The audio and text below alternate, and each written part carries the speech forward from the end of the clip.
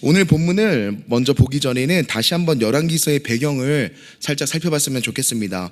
예전에 박성호 목사님께서 아주 잘 설명해 주셨는데요. 열왕기의 첫 수신자는 바로 바벨론 포로 시기의 이스라엘 백성들입니다. 당시 포로된 이스라엘 백성들이 심리적 상태가 일단 어땠을까 살펴보면은 나라를 빼앗기게 되고 또 노예로 포로로 끌려가게 됩니다. 이로 말할 수 없는 고통과 좌절 그리고 낭망한 삶을 살게 됩니다. 그러면서 우리가 왜 이 지경이 되었을까 의문이 있을 것입니다. 하나님은 계시기는 하는 걸까? 도대체 이렇게 된 이유가 무엇일까?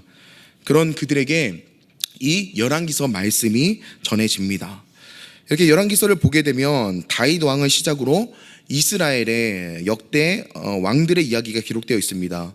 이것을 보면서 그 포로된 이스라엘 백성들은 그래 우리 때도 한 나라였구나, 그리고 왕들이 있었지, 이렇게 쭉 보는데, 근데 그 왕들이 내용들을 보니까 하나님의 말씀을 따르지 않고 그 왕들이 죄에 빠져 우상 숭배하고 무너지는 모습들이 이제 기록되어 있는 것입니다. 하나님의 나라가 타락하게 되는 내용을 보는 것이죠. 이것을 본 포로 시대 이스라엘 백성들은 마음이 어떨까요? 그래 우리나라가 이렇게 된 것이 다 하나님의 말씀을 따르지 않는 왕들, 그 백성들, 이래서 우리가 지금 이 지경이 되었구나, 하나님을 따르지 않고 죄를 저지르니까 이렇게 되었구나 라는 것을 알게 되는 사실이죠. 열왕기서를 이제 쉽게 더 말씀을 드리자면 이것은 마치 부모가 자녀에게 야단을 치면서 벌을 주었는데 자녀는 왜 이런 벌을 받았는지 이유를 모릅니다. 근데 그런 자녀에게 왜 벌을 받았는지 이유를 가르쳐 주는 책이 바로 열왕기서입니다. 이 배경입니다. 이 열왕기서의 내용 중 오늘 본문을 보면요, 이 왕 중에 가장 악한 왕 아합 왕이 등장을 합니다. 북이스라엘의 7번째 왕이죠. 이 아합을 성경에서는 이렇게 소개하고 있습니다. 오늘 본문의 말씀 열왕기상 16장 31절 말씀입니다. 함께 읽어보겠습니다. 시작. 느밧의 아들 여로보암의 죄를 따라 행하는 것을 오히려 가볍게 여기며 시돈 사람의 왕 엣바알의 딸 이세벨을 아내로 삼고 가서 바알을 섬겨 예배하고. 아멘. 여기 보면은 느밧의 아들 여로보암이 등장을 합니다. 이 솔로몬 이후에 하나였던 이스라엘 나라는 두 나라로 갈라지게 됩니다. 르호보암이 다스리는 남유다, 그리고 여로보암이 다스리는 북이스라엘이죠.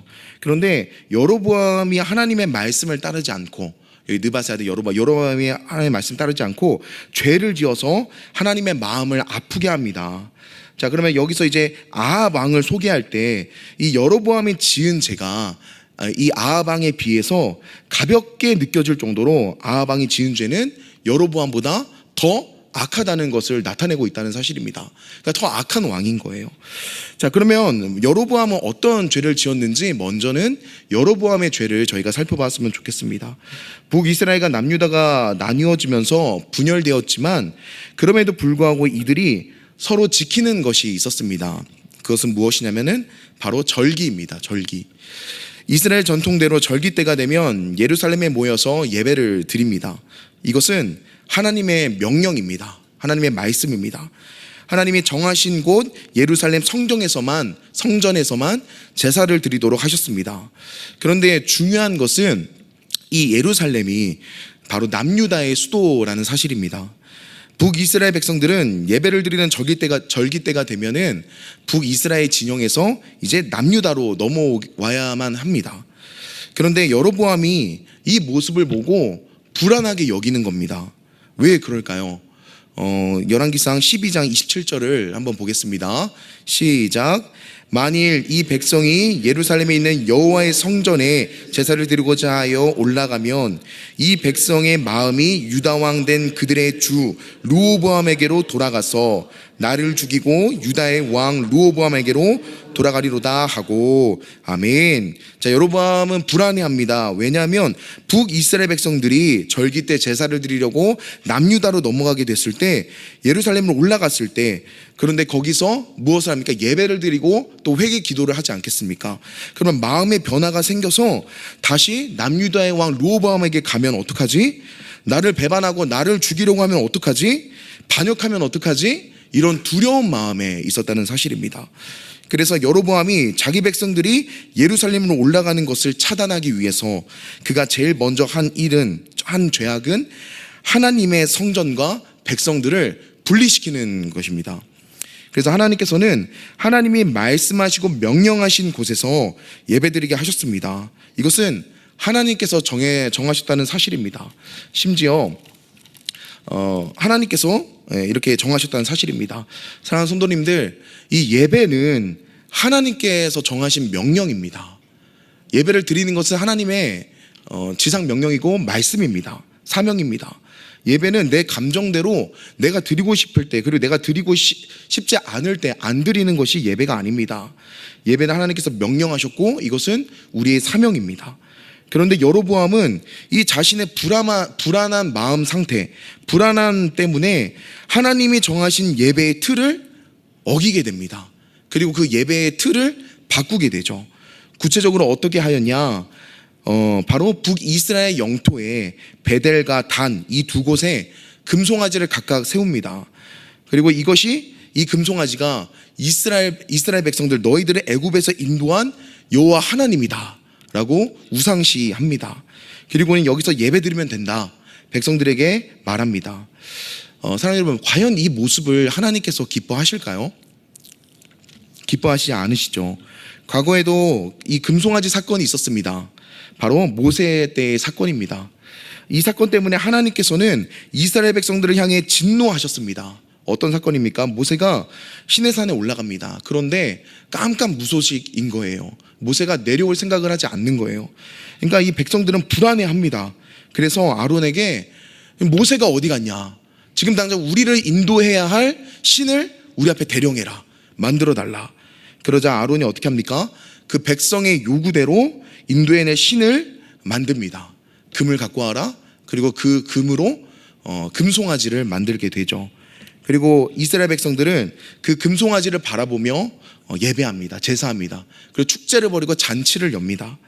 이때 하나님은 그 모습을 보고 자신을 형상화하며 우상시한 이 이스라엘 백성들에게 크게 진노하십니다. 그리고는 모세에게 말씀하십니다. 모세야, 내가 저 목이 뻣뻣한 이스라엘 백성들을 진멸해 버리겠다.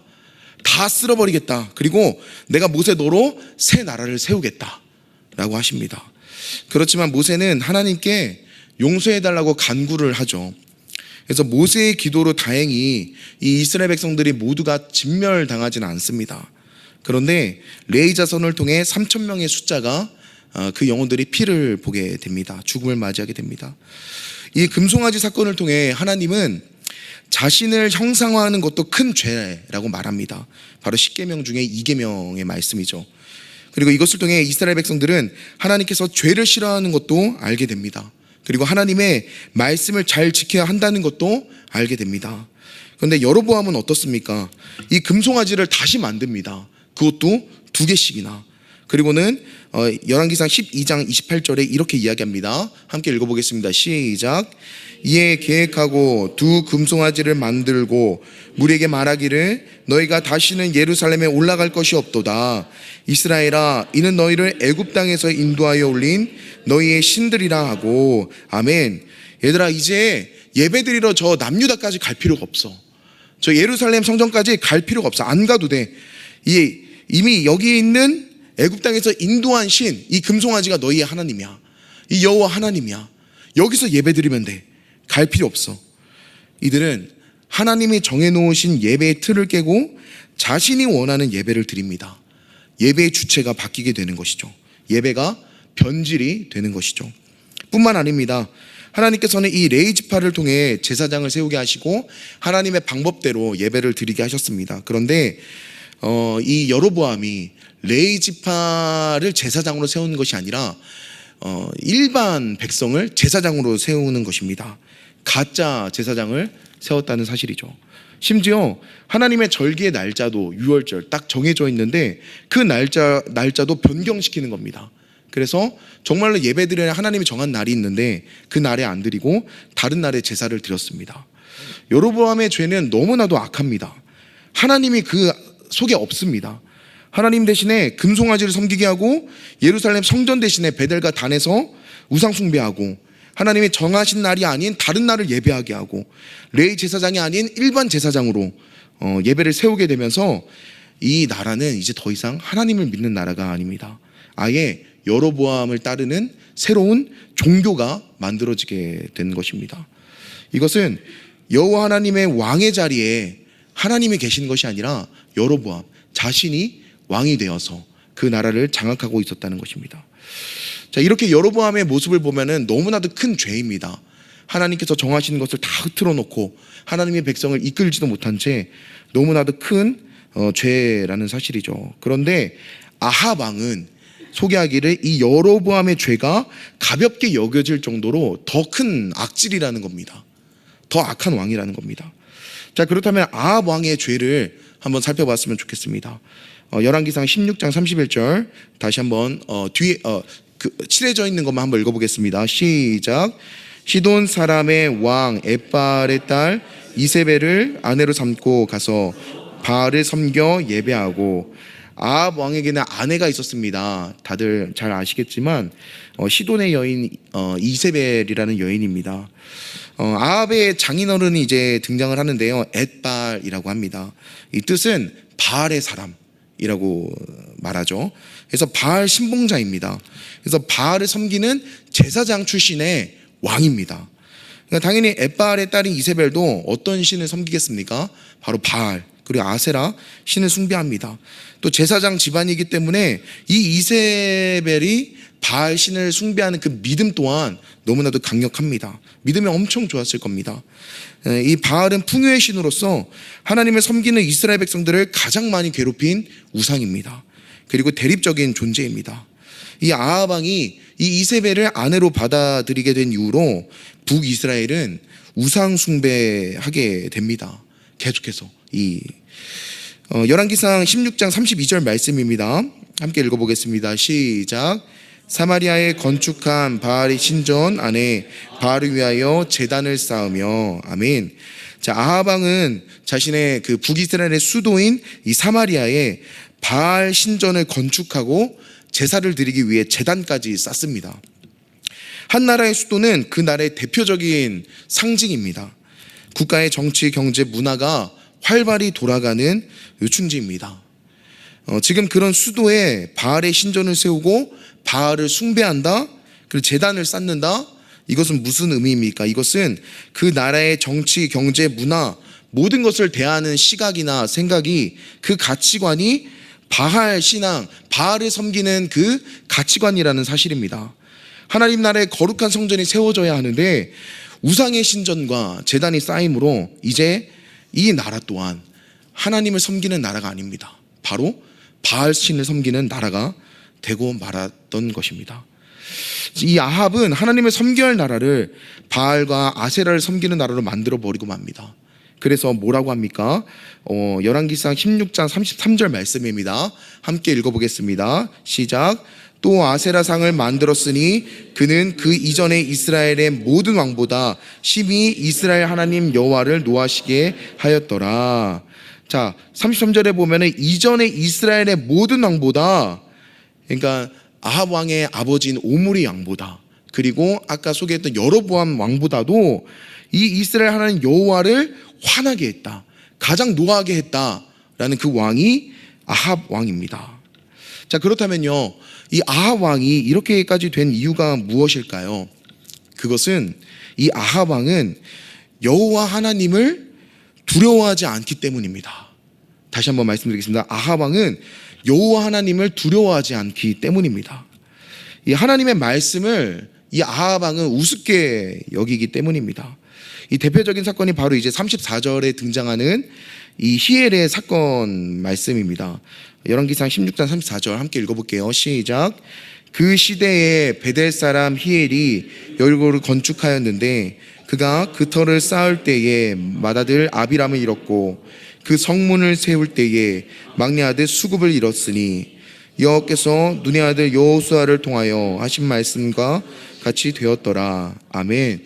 여기 색칠되어 있는 그 시대에는 라는 것은 바로 아합 왕의 시대 때를 나타냅니다. 그래서 히엘이 어떤 사람인가 학자들마다 의견이 갈리는데요. 이 학자들 중에는 이 히엘이 아합 왕이 여리고 성을 다시 재건축할 때 그 책임자로 히엘이라는 사람을 세웠다라는 그 의견이 있습니다. 근데 사실상 이 여리고 성은 재건축이 되면 안 되는 성읍입니다. 왜 그렇습니까? 일단 여리고 사건은 우리 성도님들도 잘 알고 계실 겁니다.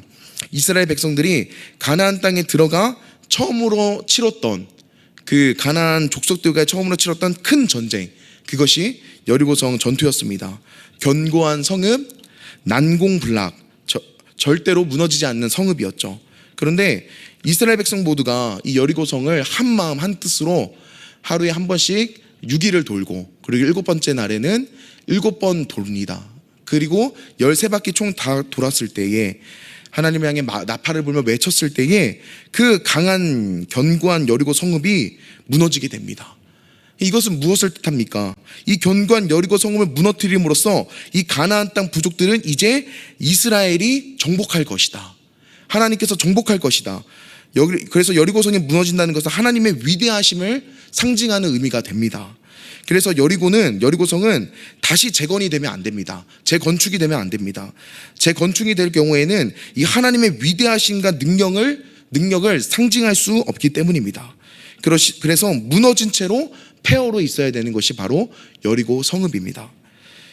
그때 당시 지도자인 여호수아가 이 여리고 성읍을 향해 이렇게 이야기합니다. 여호수아서 6장 26절입니다. 함께 읽겠습니다. 시작.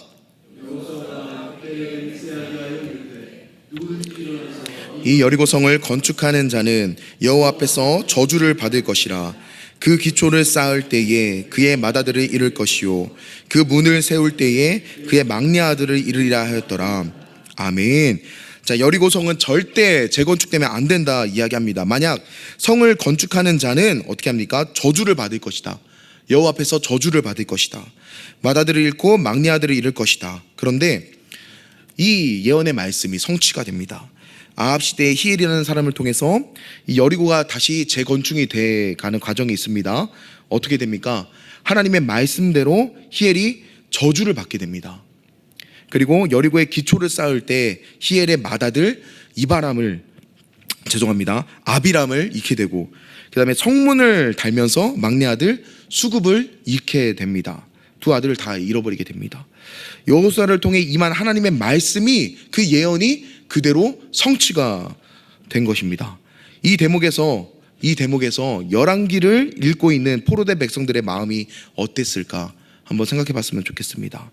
이 왕들의 타락, 그래서 열왕기서를 보면서 왕들이 타락하고 우상 숭배로 나라가 멸망하게 되고 이제 우리의 삶도 끝났겠구나 할 때에 이 여리고 재건축의 사건이 이 하나님의 예언의 말씀대로 이루어지는 그 광경을, 그 말씀을 보게 됩니다. 그것을 보면서 어떻게 생각합니까?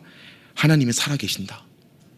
그리고 그 하나님은 지금도 역사하신다 라는 희망을 품게 됩니다. 이 히엘이라는 사람의 이름에 의미가 있습니다. 그것은 하나님은 살아계십니다 라는 의미입니다. 히엘의 불순종으로 하나님은 여호수아를 통해 예언의 말씀을 지키십니다. 그리고 이것을 통해 하나님은 살아계십니다 라는 사실을 다시 한번 이 열왕기서를 보는 그 포로된 백성들에게 그 마음을 울리게 합니다. 하나님께서 이렇게 살아서 역사하시는데 이 글을 읽는 그 포로된 이스라엘 백성들은 어떤 마음을 보이겠습니까? 야, 하나님 역사하시는데, 이 하나님이 지금도 살아계시는데, 우리 진짜 이렇게 살면 안 되겠다, 이렇게 말입니다. 포로의 백성들은 열왕기서를 통해 우상 숭배하는 왕들의 모습을 보게 되면서 무너져가는 모습들을 보고, 이래서 우리나라가 멸망했구나, 하나님의 말씀을 안 따르니까 결국에는 무너지고 포로로 끌려가게 됐구나. 그런데 그러면서도 하나님은 계속적으로 희망의 메시지를 이 열왕기서를 통해서 보여주고 있습니다. 이 히엘의 사건을 통해 하나님은 살아계시는구나, 하나님의 말씀은 이루어지는구나, 하나님은 여전히 위대하시는구나 라는 것을 알게 하는 것이죠. 이 아합 왕과 이세벨, 그리고 바알과 아세라를 통해 하나님의 나라가 우상 숭배화로 삼켜질 때에도 하나님은 가만히 계시지 않으셨습니다. 하나님은 계속해서 하나님의 일을 하셨습니다. 바로 엘리야를 보내심으로 바알과 아세라 선지자들을 이김으로 하나님은 이스라엘을 향한 희망을 보여주십니다. 회복을 보여주십니다. 하나님께서는 가만히 지켜보시지 않으셨습니다. 돌이킬 기회를 주십니다. 열왕기의 왕들을 보면 돌이킬 수 있도록 또 때때마다 누구를 보내십니까? 바로 선지자들을 보냅니다. 분명 아까도 여로보암 왕의 이야기를 했지만 여로보암이 죄를 지었잖아요. 하나님이 정하신 예배를 제정했잖아요. 다시 자신의 예배로 바꿨잖아요. 그런데 이 여로보암에게도 하나님은 돌이킬 기회를 분명히 주셨습니다. 열왕기상 11장 38절 말씀입니다. 함께 읽어보겠습니다. 시작. 내가 만일 내 명령한 모든 일에 순종하고 내 종 다윗이 행함같이 내 율례한 명령을 지키면 내가 너와 함께 있어 내가 다윗을 위하여 세운 것 같이 너를 위하여 견고한 집을 세우고 이스라엘을 내게 주리라. 아멘. 내 율례한 명령을 지키면 이스라엘을 내게 주리라. 분명히 여로보암에게 약속했습니다. 그런데 여로보암이 어떻게 합니까? 하나님의 말씀을 듣지도 않고 자신의 생각대로 예배를 제정하고 잘못된 길로 빠지게 됩니다.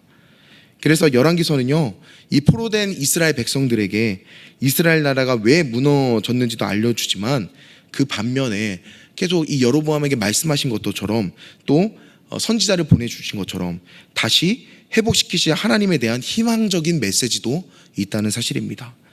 이 여리고를 세우면 저주를 받을 것이라는 하나님의 말씀이 이루어지고 하나님의 살아계심을 알게 된 그들에게 어떻게 됩니까? 훗날에 이 예레미야의 예언의 말씀도 임하게 됩니다.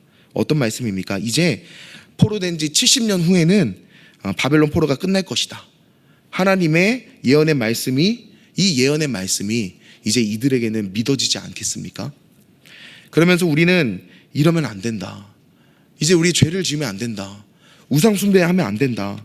하나님께서 우리를 선택하셨는데 어떻게 우리가 우상숭배를 하겠느냐 하면서 회개와 참회가 일어나고 그들의 삶에 포로지만 희망의 빛이 보이기 시작합니다. 이 서두에서 말씀드린 것처럼 열왕기서는 그 부모가 마치 자녀에게 야단치면서 벌을 주었는데 자녀는 왜 벌을 받는지 모르지만 그런 자녀에게 왜 벌을 받았는지 이유를 가르쳐주는 것이 열왕기서라고 했습니다. 그런데 왜 벌을 주십니까? 그것은 옳은 길로 인도하려고 벌을 주었다는 사실이죠. 예전에 고등학교 때 친구가 제가 열심히 교회를 다니는 모습을 보고 이렇게 이야기합니다.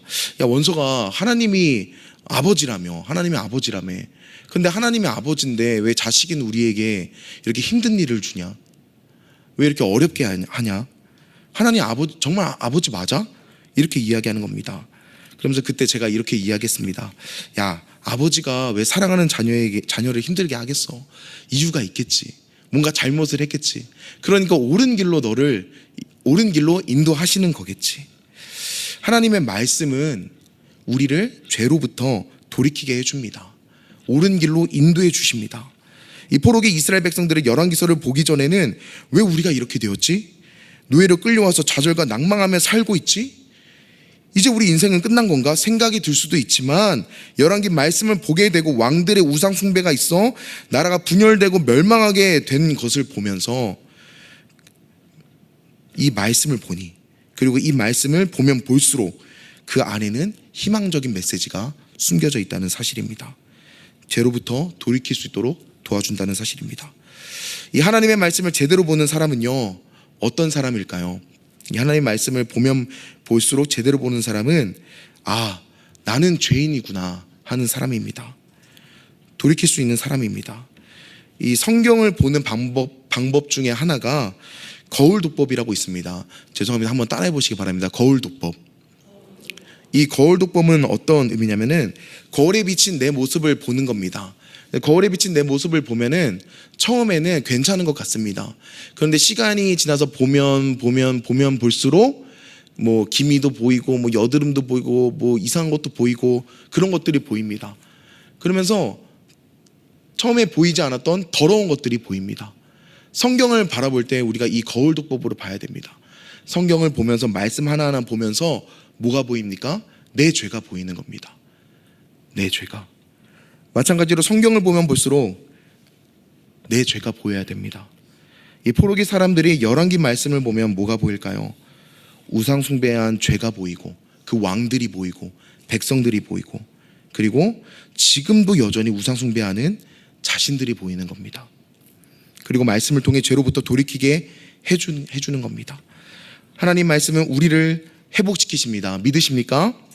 시간이 지나 이제는 그 말씀이 우리를 회복시키는 그 말씀이 육신이 되어서 이 땅에 오십니다. 그분이 누구십니까?